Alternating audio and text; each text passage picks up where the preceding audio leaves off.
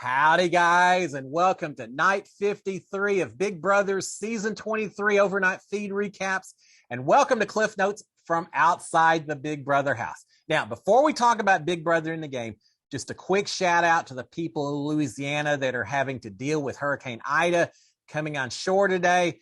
Thoughts and prayers are with them. I lived in Louisiana for a while during my late 20s. Wonderful state, wonderful people there, our neighbors to the east.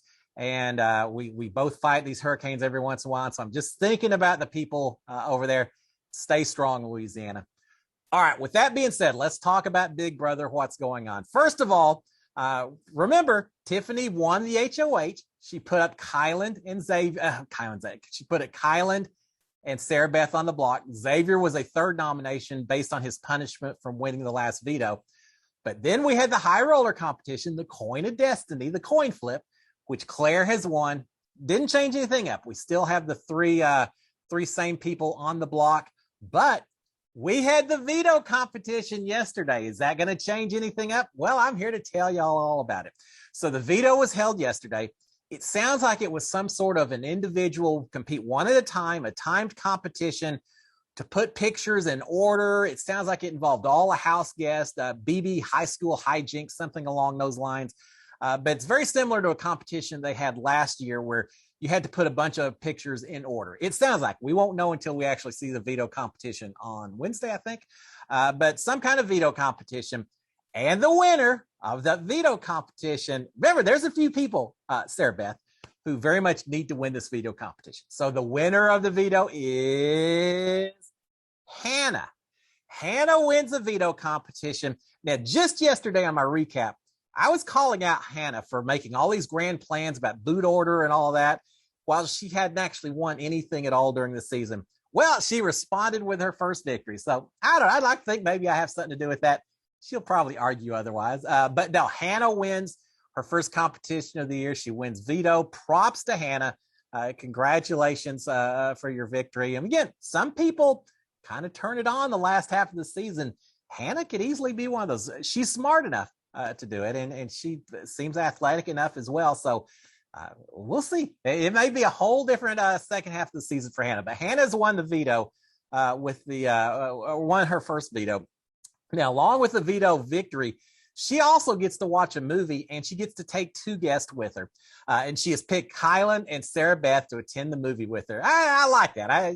She picked the two nominees. She knows they're going to have a tough week, and so she has picked them just to give them a little bit of a break from thinking about the house and strategies and all that. I applaud her for that.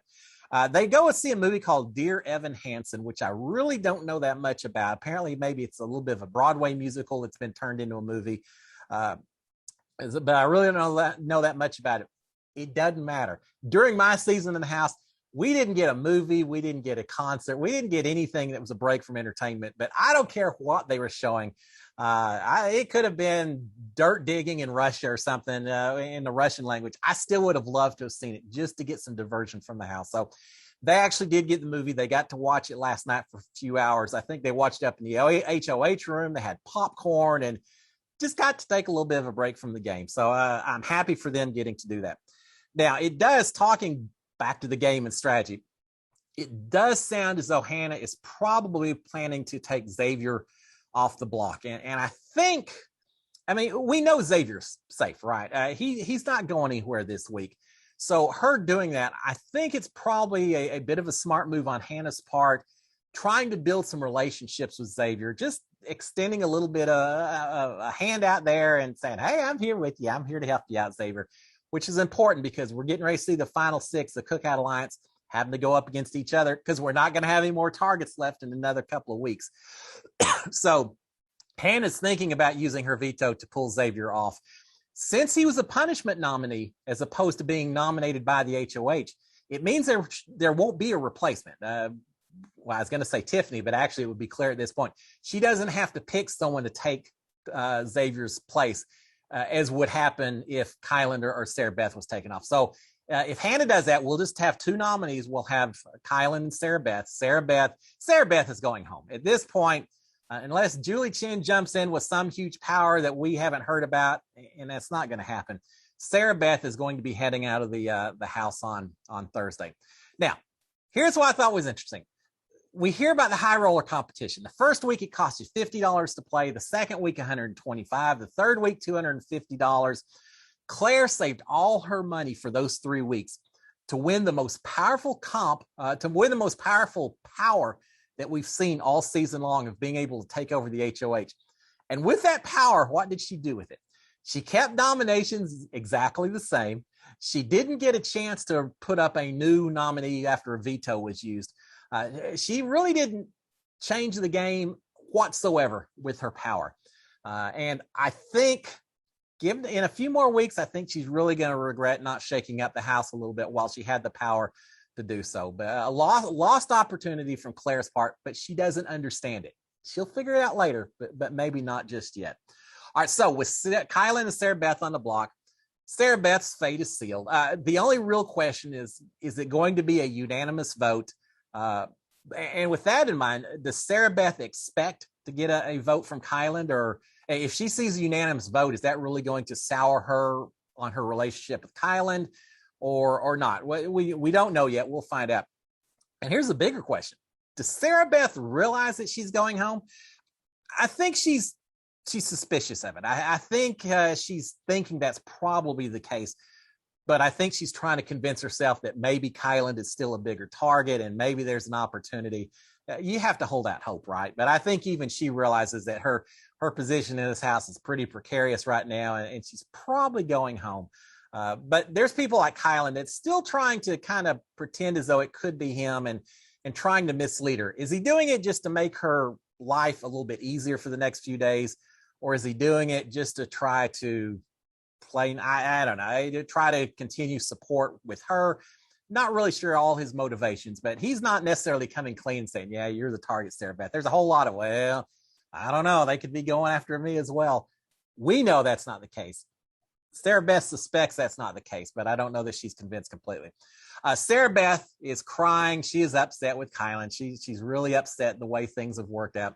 She's also upset. Apparently, she only got beat by 23 seconds. She and Hannah, 23. I think it may have been 3 seconds. I think I may be wrong on that. So, but anyway, she's saying that she got beat just by the tiniest bit by Hannah. If she's going to lose, she'd just as soon lose by a huge amount, so she doesn't look like she's a target at all. Not going to matter at this point. But she's upset that she lost by such a small amount, that just a little bit better time, and she could have had control and done a whole lot more with it. Well, Sarah Beth, I'm sure Derek X can relate as well, since he lost his HOH to you by, I don't know what, less than a second walking across those beams and everything. So yeah, I'm sure Derek X also wishes he had just gained just a little better time on his HOH from the week before. But she's kind of upset about that, and I get it.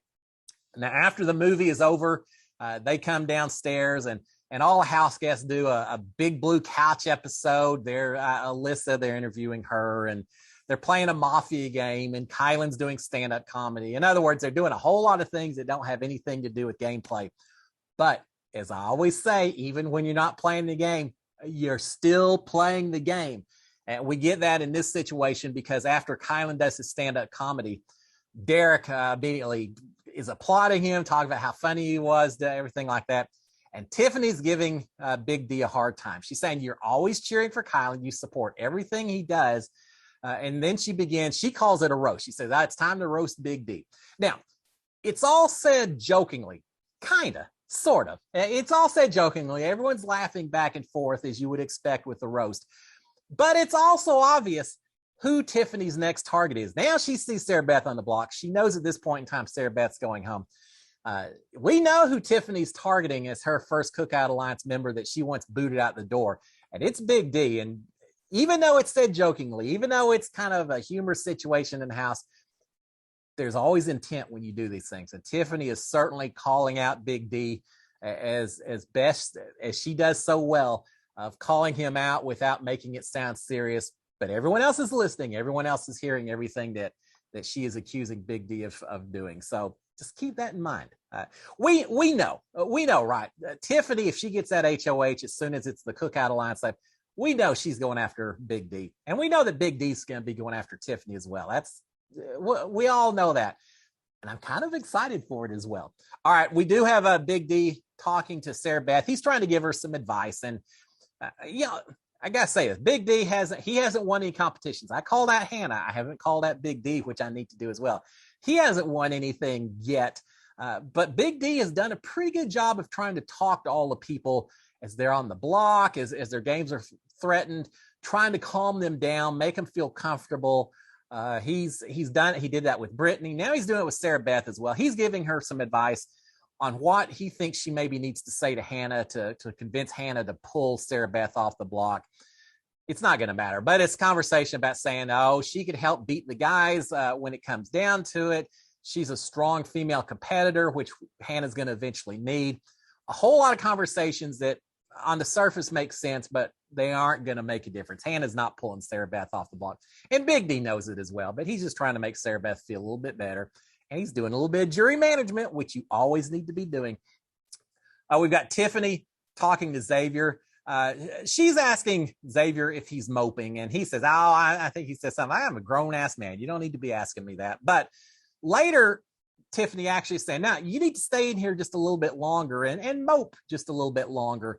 It sounds like he may be using his moping as a way to kind of mislead Sarah Beth. He doesn't want to come in all happy and acting as though he knows he's not going anywhere. Instead, he's acting a little upset and depressed and disappointed. And again, I think that's for Sarah Beth's benefit, and I think Tiffany recognizes that as well. Now, Tiffany, they start off with that conversation, but Tiffany eventually kind of gets into really just kind of rubbing it in, this victory of Hannah. She's saying, look, I won HOH. Claire won the high roller competition. Now Hannah has won the veto competition. She said all 3 competitions this week, all won by women. We're pulling our weight, Xavier. We're taking care of business. I felt bad that we weren't doing it, but now we're doing it, which is fine. But then it proceeds a little bit more into her kind of rubbing it in a little bit with Xavier about the women are doing it. We're taking care of business, and giving him a hard time that she's beat him, and that, Xavier just can't do, that the women are taking care of business. Well, you got to be a little careful about that, because I think it's going to be a gender battle once we get to the final 6, the Cookout Alliance. I think it's going to be men versus women. And it just seems like Tiffany is going out of her way to maybe phrase it as a gender battle already. I'm not sure that's the best strategy, to kind of rub it in a little bit and point that gender difference out the sides to Xavier. I think that may be something she regrets a little bit later down the road, but she's doing that. Now, the other thing from that conversation I wanted to point out, it's funny. We've got Tiffany calling Xavier out. She's saying, you're not a bartender. She's saying, you wake up too early in the morning and you don't even know the recipes. You don't even know how to make all these drinks. You are not a bartender. And he's kind of saying, why do you say? She's saying, you're too smart to be a bartender. And he's saying, what? You're saying bartenders are dumb? And she's saying, nah, you may have fooled everyone else in the house, but Xavier, you haven't fooled me. I'm on to you. I know you're not a bartender. The jig, get it? The jig? The jig is basically up for Xavier. There's a lot of people that no longer believe that he's a bartender. They don't necessarily know he's an attorney, but they know he's not a bartender. All right, we've got another conversation. Alyssa and Xavier talking to Alyssa this time. Alyssa's saying that if she gets HOH, Kylan is going on the block. That is going to be her target, which brings up an interesting thought. If Claire or Alyssa wins HOH next week, one Cookout Alliance member will be on the block because they're out of other targets. So one Cookout Alliance member is going to be on the block. If the non-Cookout Alliance member, Claire or Alyssa, who's on the block, wins veto, then that means that the HOH is going to have to put up another Cookout Alliance member, and we will see someone from the Cookout heading home next week. Now, that obviously it depends on Claire or Alyssa winning HOH, the other one winning veto, so it may not be a real likely chance, but it's a possibility. And with that in mind, everyone in the Cookout Alliance is really going to have to start working on their relationships this week and doing everything they can to extend olive branches, extend promises of safety or what. They need to be firming up their relationships with as many people in the alliance as they can, because they're getting ready to have to turn against each other. We're just at that point in the game. So keep that in mind. I expect to see a lot of that this week. Now, Alyssa is saying that she needs to work on a jury management. She's talking about goodbye messages and the way she treats Sarah Beth and all that. So she's saying she needs to work on her jury management. Yeah, probably not going to matter, Alyssa, at this point. I'd worry a little bit more just working on your survival than jury management right now, because the chances of a final two are pretty small at this point in time. Never say never, but I just work on your relationship surviving the house right now at this point in time. All right, we've got Tiffany telling Xavier that they need to leave the nominations as it is. No one needs to be pulled off the block. Xavier's safe, so why does he even want to get pulled off the block at all? I'm not sure why it matters, since Claire won't have to renominate. In a normal week, the HOH doesn't want the nominations changed, because then she has to get more blood on her hands putting up a third person. I get all that. In this case, she doesn't have to renominate anyone else. I'm not sure why Tiffany really cares so much, but she wants the nominations to stay exactly the way they are. Tiffany is later talking to the cameras. She's complaining that Kylan wants the veto to be used on him, which upsets her. She's saying, look, Kylan only cares about his personal game in here, which really is what a big brother player should be doing. A big brother player should always be focused on their personal game. Now, I understand this season is a little bit different. I understand what Tiffany is talking about, but I'm not going to fault anyone for always keeping their personal game in the forefront and a priority when you're playing for $750 million. But she's upset about that, as she is called out multiple times saying he's selfish, he's only playing for himself and all that. But keep this in mind, beyond just her complaining about Kylan and it being personal game and all that, this is yet another person that Tiffany, another male inside the Cookout Alliance that Tiffany is kind of complaining about. She's already done it with Big D. She's already kind of called out Xavier for not necessarily being upfront about what he does and things like that. Now she's calling out Kylan. I'm telling you, it's going to be a gender battle. It's going to get to that point when we get there. All right, so we've got that. Later, we've got Kylan talking to Tiffany, and he's telling her he wants to be taken off the block because he thinks it'll improve his resume. I don't know. Does it help your resume to say that I was on the block, but someone saved me? I'm not sure it really does. I think it's more about Kylan just doesn't want to take the tiniest chance that something could flip or happen, and suddenly he finds himself out the door, which is just showing that Kylan feels maybe a little distance even from the other people in the Cookout Alliance, which he should. He's going to be a primary target, I think, once we get down to the end game. So Kylan is trying to protect himself by wanting to get taken off the block, but he's telling Tiffany, it's just for resume. I just wanted that. Yeah. But again, we know that Tiffany doesn't want anyone taken off the block, and especially she doesn't want Kylan taken off. Kylan also is telling Tiffany that he wants to promise Hannah that she won't go up on the block if he wins HOH, and he'll protect her if she will pull him off with the veto this week. All right, I get it. Go tell Hannah that. I don't know that she'll buy it at all, Kylan, but make your pitch and everything. But here's the thing. Why would you tell Tiffany this? If you're telling Tiffany that some other person in the final six you're promising all this safety to if they'll pull you off, well, that just makes the target on Tiffany's back just a little bit bigger, because that means one less target that you can go after instead of Tiffany. I'm not sure that Kylan should actually be talking a lot about deals he's promising other people at this point in time that don't involve Tiffany. But Kylan's throwing it out there, and I don't think Hannah will take the deal. But yet again, you've got another area where there could be some friction created if Tiffany feels like Kylan and Hannah maybe are trying to work some deals or something that do not involve her. And finally, he's suggesting to Tiffany that if he does get pulled off, he says, look, pull me off and put up Alyssa. It doesn't hurt anything. Xavier's not going anywhere. Then we've got Alyssa and Claire both on, or Alyssa and Sarah Beth on the block. That works fine. Just do that, Tiffany. It really doesn't affect your game at all. But Tiffany says, I can't do that. I've already promised Alyssa safety. Now, let's not forget that she doesn't actually have the power anymore. But she promised Alyssa that she would be safe this week, and so she certainly doesn't want to go back on that and have Alyssa now up on the block. So she's saying, man, I don't want that. Again, we know Tiffany wants to keep the nominations exactly the same, not have anyone promising any favors to anyone else, extending any helping hand, none of that. So there you have it, guys. House guests are all in bed about 4 o'clock or so. They talk about all kinds of stuff that has nothing to do with the game, but they're all in bed by about 4 o'clock or so. They do have the backyard, so they got the backyard back pretty quickly after this veto competition. They were all happy to have that. We'll see what happens tomorrow. I don't expect any big, huge campaigns or pitches to have any effect in terms of what happens at the veto ceremony on Monday, but you never know. Again, we're at that point in the game where people who have pledged alliances and relationships and everything else, they're going to have to start turning against each other, and it starts this week. So that's going to make it exciting. Yeah, I know this season's been a little predictable at times, and we may have another week of that, but it's getting ready to change, my friends. Just trust me on that. All right, guys, y'all have a fantastic Sunday. Again, thoughts and prayers go out to Louisiana. But to all of y'all out there, have a fantastic Sunday. I will be back tomorrow morning. We'll talk about what happened overnight. Cheers, my friends. SKD 143.